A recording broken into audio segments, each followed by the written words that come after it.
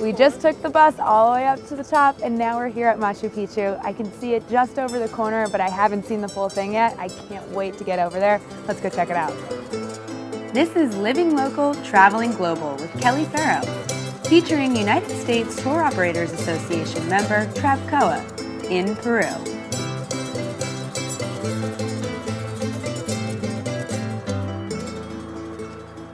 The rugged Andes are well known for their gorgeous vistas, but I was happy that our United States Tour Operators Association member Cooperative took us deeper and introduced us to the people that have been calling these mountains home for thousands of years.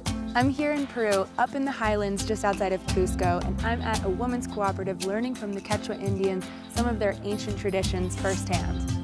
So right now I'm learning how to weave like these very talented women, and it is way harder than I expected.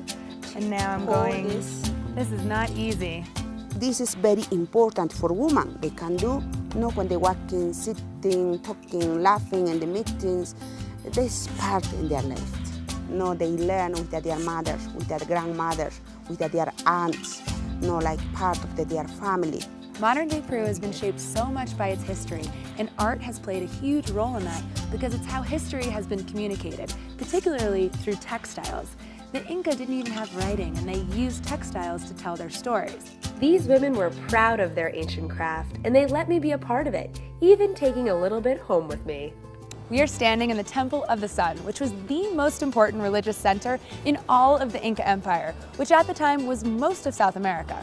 When the Spanish came and took over, they put their Dominican church right on top of this temple, building right on top of the Inca walls. And they covered all the Inca walls with murals and plaster to hide them. And it wasn't until really recent in 1950 when there was an earthquake which crumbled all the Spanish walls, and then we could see the expert craftsmanship of these Inca walls. And now you can still see them. They've withstood thousands of years.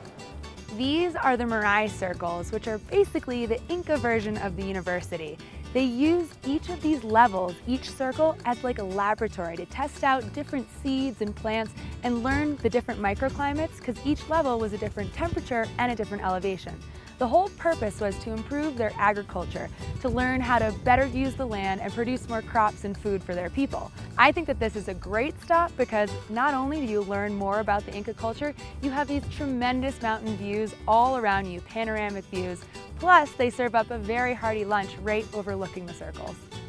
The Maras salt ponds are a unique look into how pre-Incan civilizations gathered salt.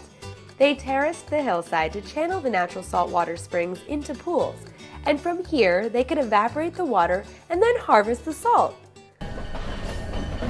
And now we're going to catch a train to Machu Picchu. It takes a train and a bus or some very sturdy hiking legs to get to the peak of Machu Picchu, but the journey there is half the fun. And trust me, once you are up there, you will feel like you are in a different world. So we took the first bus up here, and we're here really early in the morning, so it's still kind of covered in fog, but it looks very mystical and cool. And we're hoping that if the sun god helps us out, it's going to clear up later, and we're going to get a beautiful sleeping view. We are in Machu Picchu, the sacred city of the Incas, the most important remain of the Inca civilization that was not known by the Spaniards. So you can see just a point to show how advanced they were, how important was the concept of harmony and beauty. There's so much to see here. There's so many rooms, there's temples. You could get lost here for hours. It's easy to see why this is one of the 7 modern wonders of the world. And we're up here at the guardhouse at the tallest point of Machu Picchu, and this is the view we've all been waiting for, and it's even better than I imagined. Machu Picchu is definitely one of these places that lives up to the hype. Make sure you see it for yourself to really understand what I mean. So we're going to have a spiritual cleansing ceremony here with the Quechua shaman.